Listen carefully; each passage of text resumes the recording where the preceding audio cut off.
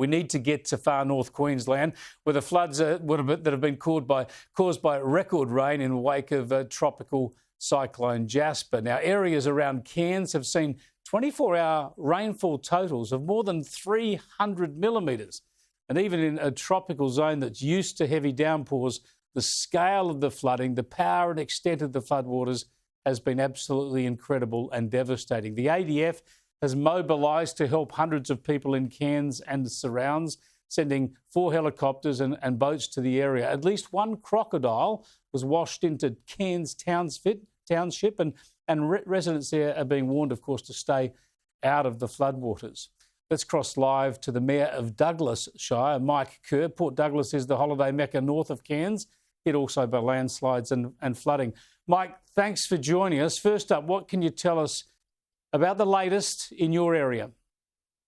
Well, at least the rains have died off a little bit in this area here. I'm in Port Douglas myself, where we've been very, very lucky this occasion. But from Mossman, north of Mossman, we have just been absolutely hammered. There's been more than 1,500 millimetres worth of rain that's hit this region in the last few days. I've got areas that are just completely inundated with water. The Daintree River broke its banks and got up to a 15-metre high level, which is a record level high. And of course, that's just completely washed through Wonga. My residents in Wonga just been inundated with water.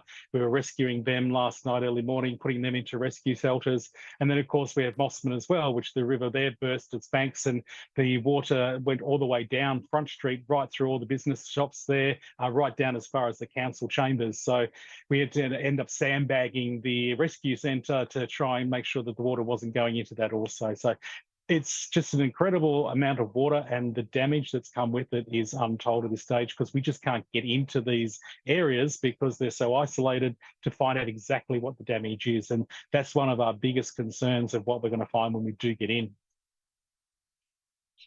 Yeah, that's what you'll find out in coming hours and days. But you believe the floodwaters have peaked, or are there concerns about any more rain to come? Well, the modelling at this stage says there is going to still be showers coming through, but nothing to what we have seen in the previous few days, which is, if we got that, we'd just be destroyed.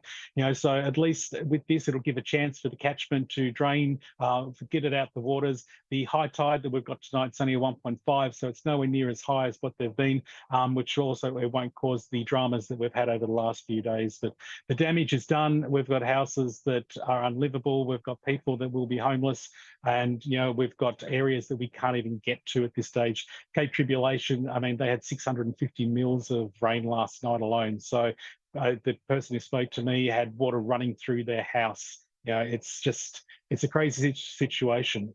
There's roads there that we've had landslides that are 120 metres long, which are massive cleanup operations once we can get into these areas. Yeah, it's going to be hard for you to answer this next question, because I'm wondering about the tourism industry in Port Douglas and in Cairns and that whole area.